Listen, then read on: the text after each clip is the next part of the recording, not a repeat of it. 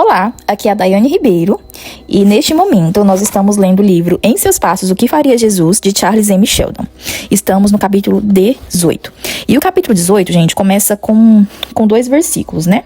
O primeiro versículo é de Lucas, capítulo 9, versículo 62, que diz assim: Mas Jesus replicou: Ninguém que, tendo posto a mão no arado, olha para trás, é apto para o reino de Deus. O outro versículo é João capítulo 21, versículo 22. Quanto a ti, segue-me. Quando Rollin começou a descer a rua na tarde, em que Jasper ficou olhando pela janela, ele não estava pensando em Raquel Winslow e não esperava vê-la em nenhum lugar. Ele a encontrou de repente quando entrou na avenida e seu coração disparou. Agora ele estava caminhando ao lado dela, alegrando-se, afinal, por aquele pequeno momento desse amor terreno que ele não conseguiria expulsar de sua vida. Abre aspas. Acabei de passar para ver Virgínia. Fecha aspas, disse Raquel. Abre aspas. Ela disse que os preparativos para a transferência da propriedade do retângulo estão quase terminados. Fecha aspas. Abre aspas. Sim, foi um processo bastante moroso e cansativo nos tribunais. A Virgínia mostrou a você todos os planos e especificações para a construção? Fecha aspas. Abre aspas. Nós olhamos vários deles. É impressionante para mim como a Virgínia teve todas aquelas ideias para esse trabalho. Fecha aspas. Abre aspas novamente. A Virgínia agora conhece mais sobre Arnold Toynbee e o East End em Londres e o trabalho da igreja institucional nos Estados Unidos do que muitos daqueles que trabalham nesses bairros pobres. Ela passou quase todo o verão procurando informações. Fecha aspas. Rollin estava começando a se sentir mais à vontade enquanto eles conversavam sobre o projeto humanitário que logo iniciaram. Aquele era um assunto em comum e seguro para ele. O que você fez durante o verão? Não tenho visto muito você. Raquel perguntou de repente, e em seguida seu rosto se aqueceu com um rápido rubor tropical, como se ela pudesse ter insinuado muito interesse em Rollin, ou muito pesar por não o ver com mais frequência. Estive bastante ocupado, respondeu Rollin rapidamente. Me conte um pouco sobre o que você tem feito, insistiu Raquel. Você fala tão pouco, se é que eu tenho o direito de perguntar. Ela pediu de forma franca, virando-se para Rollin com muita sinceridade. Sim, claro, respondeu ele, com um sorriso gracioso. Não tenho tanta certeza de que há muito para contar. Tenho tentado encontrar uma maneira de alcançar os homens que conheço e incentivá-los a levar uma vida mais útil. Ele parou de repente, como se tivesse receio de continuar. Raquel não se arriscou a sugerir nada. Abre aspas. Faço parte do mesmo grupo ao qual você e Virgínia pertencem. Fecha aspas, continuou Rollin, começando de novo. Abre aspas. Me comprometi a fazer o que acredito que Jesus faria, e é tentando responder essa pergunta que tenho trabalhado. Fecha aspas. Abre aspas. Isso é o que não entendo. Virgínia comentou algo a respeito outro dia. Me parece maravilhoso que você esteja tentando manter o mesmo compromisso que nós fizemos. Mas o que você pode fazer com os homens do clube? Fecha aspas. Aí o Rollin responde. Você me fez uma pergunta bastante direta. E agora eu tenho que lhe dar uma resposta, disse ele sorrindo novamente. Veja só, eu me perguntei depois daquela noite na tenda, você se lembra? Falou apressado e sua voz estava um pouco trêmula. Que propósito eu poderia ter agora em minha vida para redimi-la, para satisfazer meu conceito de discipulado cristão? E quanto mais eu pensava nisso, mais eu tinha consciência de que deveria carregar a minha cruz. Você percebeu que todos os grupos negligenciados em nosso sistema social, nenhum é tão ignorado quanto os jovens que lotam os clubes e desperdiçam seu tempo e dinheiro como eu costumava fazer? As igrejas cuidam dos pobres e miseráveis, como aquelas pessoas que vivem no retângulo. Fazem algum esforço para alcançar os trabalhadores. Elas têm um grande número de membros entre os assalariados. Elas enviam dinheiro e missionários para outros países. Mas os jovens de alta sociedade que levam uma vida fútil nessa cidade, os frequentadores do clube, são deixados de fora de todos esses planos de missão e evangelização. E, no entanto, nenhuma outra classe social precisa mais disso do que eles. Então eu disse a mim mesmo, Eu conheço esses homens, suas qualidades e seus defeitos. Eu era um deles. Não estou preparado para alcançar as pessoas do retângulo. Eu não saberia como fazer isso, mas acho que poderia alcançar alguns dos rapazes e homens que têm dinheiro e tempo para gastar. Então é isso que tenho tentado fazer. Quando fiz a mesma pergunta que você fez, o que Jesus faria, essa foi a minha resposta. Tem sido essa também a minha cruz. A voz de Holly estava tão baixa nessa última frase que Raquel teve dificuldade em ouvi-lo por causa do barulho ao redor deles. Mas ela sabia o que ele havia dito. Ela queria perguntar quais eram os seus métodos, mas ela não sabia como. Seu interesse no plano dele era maior do que mera curiosidade. Holly Page estava agora tão diferente do jovem snob que a pedira em casamento que ela não conseguia deixar de pensar nele e falar com ele como se fosse alguém completamente novo. Eles haviam saído da avenida e agora estava subindo a rua até a casa de Raquel. Era a mesma rua onde Holly perguntou a Raquel por que ela não o amava. Ambos foram tomados por uma súbita timidez enquanto prosseguiam pela rua. Raquel não havia esquecido aquele dia e Holly jamais poderia esquecer. Ela finalmente quebrou um longo silêncio perguntando por que ela não havia encontrado palavras para expressar antes. Abre aspas. Em seu trabalho com homens do clube, com seus antigos conhecidos, como eles recebem você? Como você os aborda? O que eles dizem? Fecha aspas. Holly se sentiu aliviado quando Raquel falou. Ele respondeu rapidamente. Depende de cada um. Muitos deles pensam que sou um doido, excêntrico. Eu me mantive como sócio do clube e isso me coloca em uma situação confortável nesse sentido também. Tento ser sábio e não provocar críticas desnecessárias, mas você ficaria surpresa em saber quantos deles têm respondido ao meu apelo. Vai parecer difícil de acreditar, mas algumas noites atrás, vários deles se mostraram honesta e sinceramente interessados durante uma conversa sobre assuntos religiosos. Pude ver alguns homens abandonando seus hábitos e começando uma nova vida. Isso me encheu de alegria. O que Jesus faria? É o que eu continuo perguntando. A resposta vem lentamente, pois estou descobrindo lentamente como andar por este caminho. Uma coisa eu descobri, os rapazes não estão lutando contra mim ou me evitando, e eu acho que é um bom sinal. Além disso, alguns deles se mostraram bastante interessados quando falei a eles sobre o trabalho no retângulo. E quando for iniciado, eles irão contribuir para que ele seja ainda mais efetivo. E ainda por fim, encontrei uma forma de evitar que muitos deles caiam no vício da jogatina. Holly falou com muito entusiasmo. Seu rosto brilhava ao falar com tanto interesse pelo assunto que agora fazia parte da sua vida. Raquel novamente notou o tom forte e viril do discurso do rapaz. Em meio a tudo isso, ela podia também perceber que havia uma seriedade profunda por trás do brilho e da alegria, que sentia o peso da cruz enquanto a carregava com alegria. A seguir, ela falou com um sentimento imediato de justiça devido a Holly e sua vida. Abre aspas. Você lembra que eu o censurei uma vez por não ter nenhum propósito pelo qual valesse a pena viver? Fecha aspas. Ela perguntou enquanto seu lindo rosto parecia para Holly mais bonito do que nunca. Assim que ele retomou o autocontrole suficiente para levantar os olhos. Abre aspas. Quero dizer, sinto a necessidade de dizer, para ser justa com você agora, que admiro você por sua coragem e obediência ao compromisso que assumiu e a forma como tem feito isso. A vida que você está levando é muito nobre. Fecha aspas. Holly estava tremendo. Sua agitação fugia ao seu controle e Raquel não pôde deixar de perceber. Eles caminharam em silêncio e por fim Holly disse, abre aspas, eu agradeço.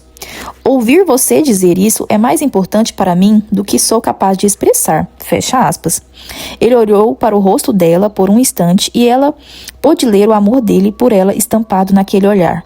Mas ele não disse nada. Quando se separaram, Raquel entrou em casa e, sentando-se em seu quarto, colocou as mãos no rosto e disse para si mesma, abre aspas, agora estou começando a entender o que significa ser amada por um homem honrado. Vou acabar me apaixonando por Holly Page, afinal. O que estou dizendo? Raquel Winslow, você esqueceu? Fecha aspas. Ela se levantou e começou a caminhar de um lado para o outro.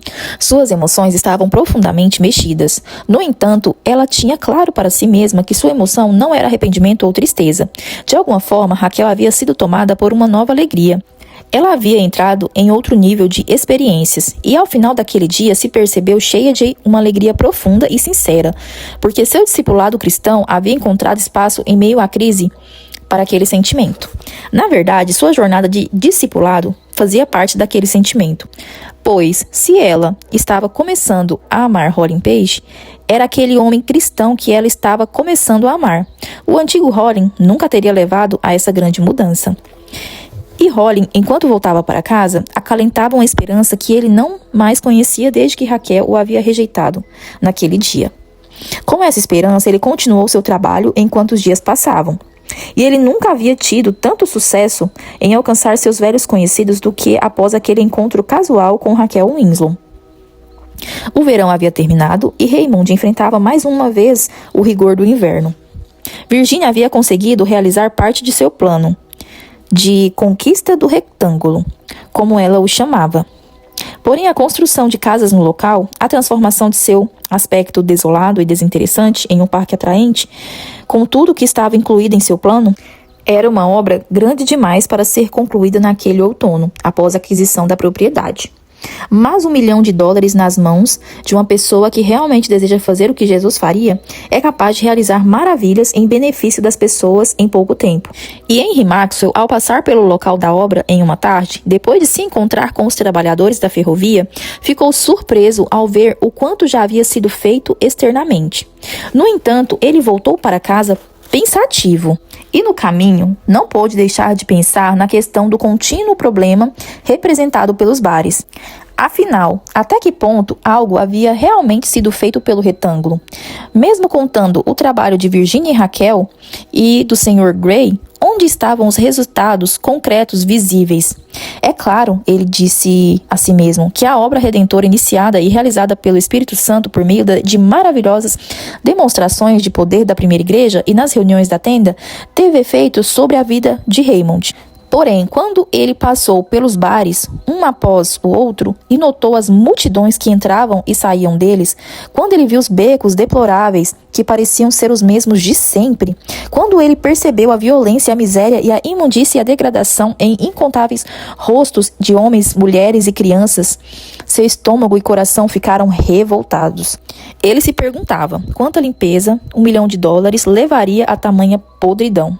Afinal, a própria fonte de quase toda a miséria humana que eles procuravam aliviar não permanecia intocada, enquanto os bares mantinham sua atividade mortal, mas legalizada. O que um discipulado cristão tão altruísta quanto de Virginia e Raquel poderia fazer para diminuir a enxurrada de vício e crime, enquanto a grande fonte deles permanecia fluindo com a mesma força e profundidade de sempre?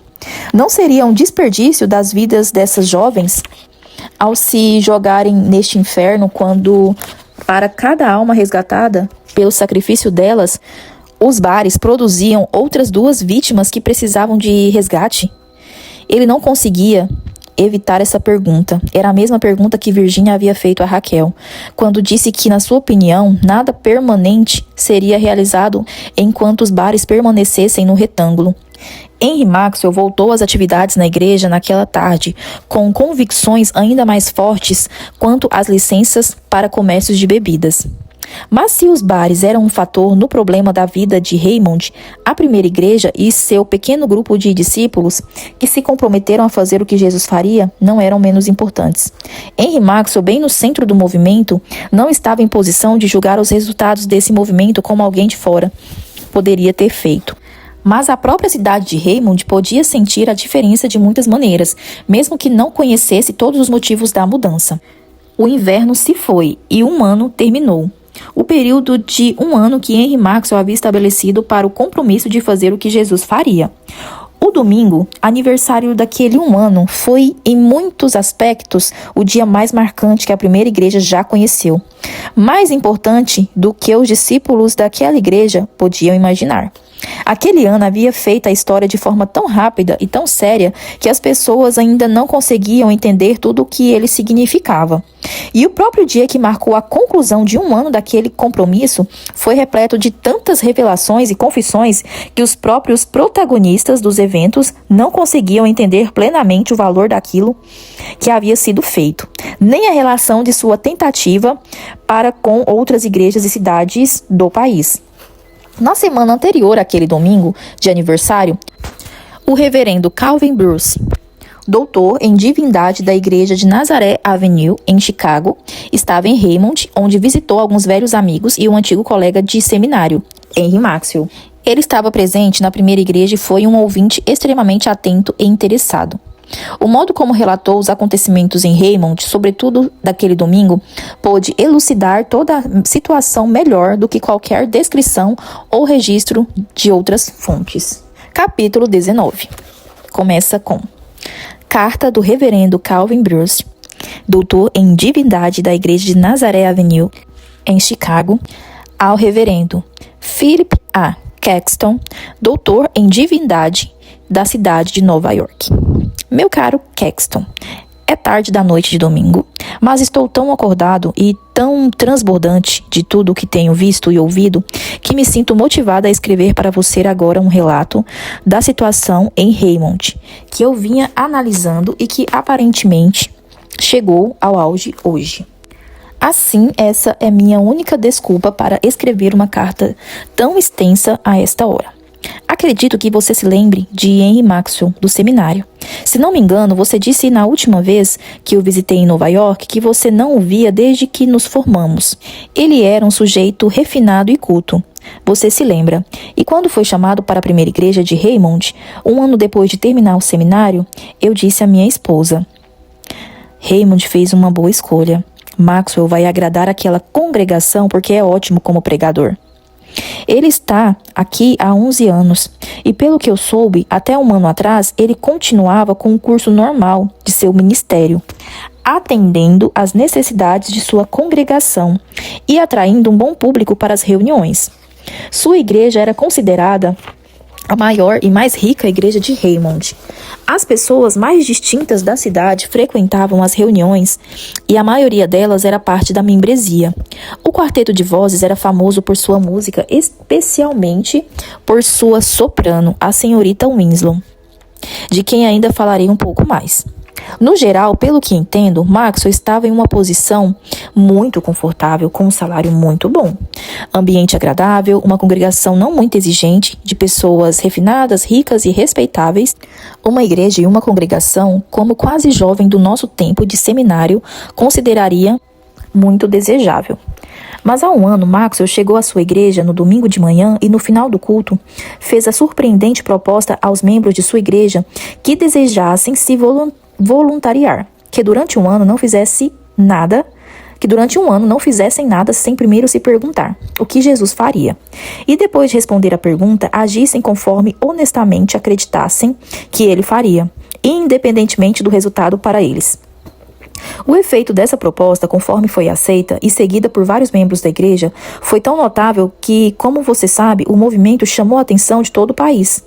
Eu chamo de movimento porque, pelas ações tomadas hoje, parece provável que aquilo que se experimentou aqui alcance as outras igrejas e provoque uma revolução não apenas nos métodos, mas especialmente na própria definição de discipulado cristão. Em primeiro lugar, Maxwell me contou que ficou surpreso com a resposta da igreja à sua proposta. Alguns dos membros mais proeminentes da congregação assumiram o compromisso de fazer o que Jesus faria. Entre eles estava Edward Norman, editor do Daily News, que causou alvoroço no mundo jornalístico. Milton Ring, um dos principais comerciantes de Raymond. Alexander Powers, cuja ação na questão das ferrovias, no caso das leis de comércio interestadual, causou tanto agito cerca de um ano atrás. Senhorita Page, uma das mais ricas herdeiras da sociedade de Raymond, que recentemente aplicou toda a sua fortuna, pelo que sei, no jornal Diário Cristão e no trabalho da reforma do bairro pobre conhecido como Retângulo. E a senhorita Winslow, cuja reputação como cantora agora é nacional, mas que, em obediência ao que entendeu ser a provável ação de Jesus, dedicou seu talento ao trabalho voluntário entre as meninas e mulheres que constituem grande parte da pior e mais abandonada parte da população da cidade. Além dessas pessoas conhecidas, há um número gradualmente crescente de cristãos participantes da primeira igreja e, ultimamente, de outras igrejas de Raymond. Uma grande parte desses voluntários que se comprometeram a fazer o que Jesus faria vem da Endeavor Society. Os jovens dizem que já incorporaram em seus grupos o mesmo princípio nas palavras. Assuma um compromisso com Deus de que me esforçarei para fazer tudo o que Ele deseja que eu faça. Não é exatamente o que está incluído na proposta de Maxwell, de que o discípulo deve tentar fazer o que Jesus provavelmente faria se estivesse em seu lugar. Porém, o resultado de uma obediência honesta a qualquer uma das propostas, ele afirma, será praticamente o mesmo. E ele não se surpreende que muitos jovens tenham se juntado ao novo discipulado da Endeavor Society. Tenho certeza de que sua primeira pergunta será: qual foi o resultado disso? O que eles conseguiram alcançar? Ou como a vida cotidiana da igreja ou da comunidade foi transformada? Você já sabe de algumas coisas, pelos relatos de Raymond que correram o país. Mas é preciso vir até aqui para compreender sobre as mudanças nas vidas de cada indivíduo, especialmente a mudança na vida da igreja. E para entender o que significa seguir os passos de Jesus tão literalmente. Para contar tudo, seria preciso escrever uma longa história, uma série de histórias. Não tenho condições de fazer isso, mas posso dar uma ideia, talvez, do que tem sido feito conforme me foi dito por amigos e pelo próprio Maxwell. O resultado de tal compromisso para a primeira igreja teve dois lados. Trouxe um espírito de comunhão cristã que Maxwell me disse nunca ter existido antes e que o impressiona por não parecer com o que a comunhão da igreja primitiva deve ter sido. Porém, isso dividiu a igreja em dois grupos distintos de membros. Aqueles que não assumiram compromisso e consideram os outros tolos por sua tentativa de literalmente imitar o exemplo de Jesus. Esses não frequentam mais a igreja ou pediram transferência para outras congregações. Outros ainda estão ali causando um conflito interno e ouvi rumores de uma tentativa desses em forçar a renúncia de Maxwell. Não sei se essa posição é muito forte na igreja, porém ela tem sido controlada não só por uma maravilhosa e contínua manifestação do poder de Deus, que data do primeiro domingo em que o compromisso foi assumido há um ano, mas também pelo fato de que muitos dos membros mais proeminentes da congregação se identificam com o movimento. O efeito de tudo isso sobre Maxwell é notável. Eu o ouvi pregar em nossa associação estadual há 4 anos. Ele me impressionou na época por ter uma grande capacidade de oratória dramática, da qual ele próprio estava bastante consciente. Seu sermão era bem escrito e rico no que os alunos do seminário costumavam chamar de belas passagens. O efeito disso era o que uma congregação chamaria de muito agradável. Esta manhã ouvi Maxwell pregar novamente, pela primeira vez desde aquela época. Falarei disso mais adiante. Mas ele já não é mais o mesmo homem. Tenho a impressão de que ele é alguém que passou por uma crise provocada por uma revolução. Ele me disse que essa revolução é simplesmente uma nova definição de discipulado cristão. Disse que certamente mudou muitos de seus velhos hábitos e muitos de seus antigos pontos de vista. Sua posição em relação à questão dos bares e do comércio de bebidas é completamente oposta à que ele tinha há um ano. Ainda em relação a todo o seu pensamento sobre o ministério, seu papel no púlpito e trabalho com a congregação, acredito que tenha mudado completamente. Até onde entendo, a ideia que o move agora é de que o cristianismo de nossos tempos deve representar uma imitação o mais literal possível de Jesus, e especialmente no que diz respeito ao sofrimento.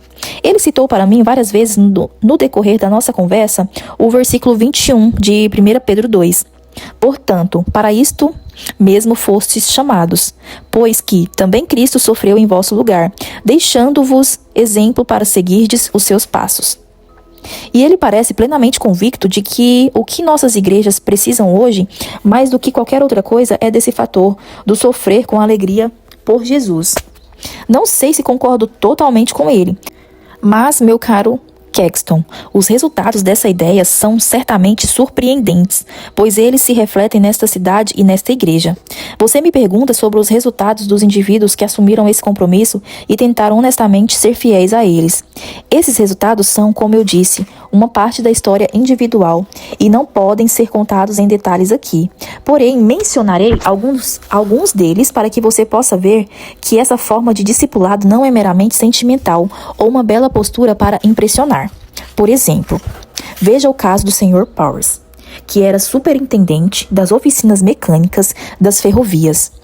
L.ITRR, aqui em Raymond. Ao agir de acordo com as evidências que incriminavam a empresa, ele perdeu seu emprego. E mais do que isso, descobri com os meus amigos aqui que as relações sociais mudaram tanto que ele e sua família já não aparecem mais em público. Eles se retiraram do círculo social onde antes eram figuras tão proeminentes. A propósito, Caxton, soube que a comissão, por uma razão ou outra, adiou a ação sobre esse caso e agora há rumores de que a L.ITRR passará para as mãos de um credor muito em breve. O presidente da empresa, que, de acordo com as evidências apresentadas por Powers, era o principal infrator, renunciou ao cargo e as complicações que surgiram desde então apontam para a liquidação judicial. Enquanto isso, o superintendente voltou ao antigo trabalho no telégrafo. Eu o conheci na igreja ontem. Ele me deu a impressão de ser um homem que, assim como Maxwell, passou por uma crise de caráter. Não pude deixar de pensar nele como um bom homem, pertencente à igreja do primeiro século, quando os discípulos tinham tudo em comum. Ou veja o caso do Sr. Norman, editor do Daily News. Ele arriscou toda a sua fortuna em obediência ao que acreditava ser a ação de Jesus e revolucionou toda a forma como gerencia o jornal sob o risco de falência. Envio a você uma cópia do jornal de ontem. Gostaria que você lesse com atenção. Na minha opinião, é um dos jornais mais interessantes e notáveis já impressos nos Estados Unidos. Existem alguns pontos passíveis de crítica, mas qual mero homem tentando algo nessa linha estaria livre de críticas? Em suma, o jornal está tão acima da concepção comum de uma publicação diária que estou surpreso com o resultado. Ele me contou que o jornal está começando a ser cada vez mais lido pelos cristãos da cidade. Ele está muito confiante no sucesso de seu jornal. Leia seu editorial sobre as questões econômicas e o outro sobre as próximas eleições em Raymond, quando a questão da licença para o comércio de bebidas voltará a ser um problema. Ambos são considerados os melhores artigos do ponto de vista dele. Ele diz que nunca começa um editorial ou, na verdade, qualquer parte de seu trabalho jornalístico sem primeiro perguntar: o que Jesus faria? O resultado é certamente evidente.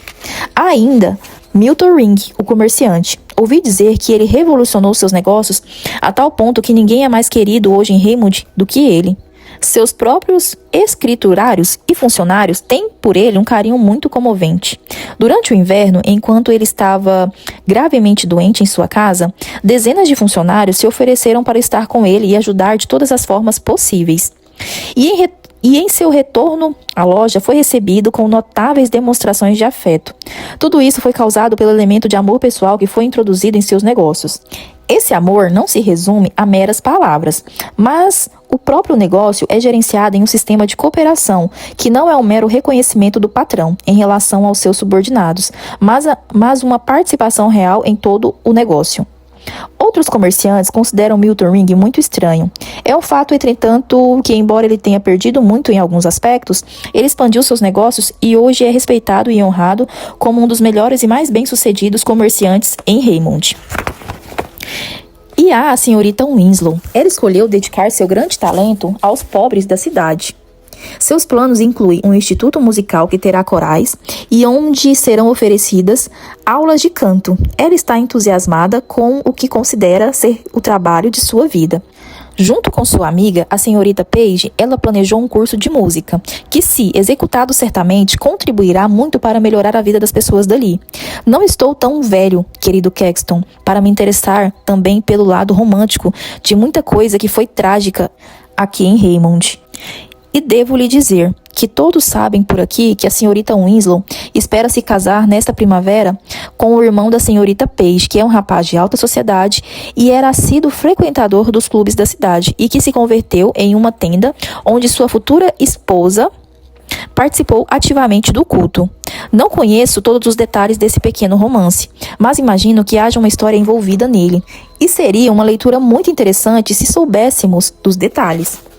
Essas são apenas algumas ilustrações dos resultados nas vidas dos indivíduos que obedeceram ao compromisso assumido. Eu pretendia falar ainda do diretor Mesh do Lincoln College. Ele se formou na mesma universidade que eu e cheguei a conhecê-lo quando estava no último ano. Ele participou ativamente da recente campanha municipal e sua influência na cidade é considerada um fator decisivo nas próximas eleições. Ele me impressionou, assim como todos os outros discípulos desse movimento, por ter enfrentado algumas questões difíceis e tomando alguns fardos reais que causaram e ainda causam aquele sofrimento de que Henry Maxwell fala.